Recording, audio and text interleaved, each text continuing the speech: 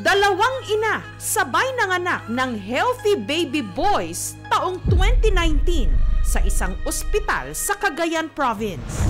Pero makalipas ang 4 na taon, nung lumalaki na ang mga bata, napansin nila na ang naiuwi nilang mga sanggol noon, hindi raw nila kamukha.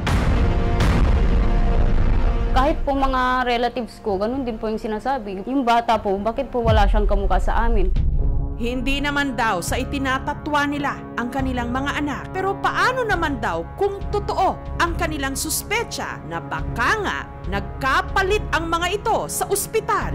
Lalo't noon pa man daw, may napansin na silang red flags o senyales na posibleng may kapabayaan ngang nangyari. Biglang nagtanong po yung bantay po ng kasama kong nanganak na nagkapalit po kami ng lampin. Bagong kaso na naman ba ito ng baby switching?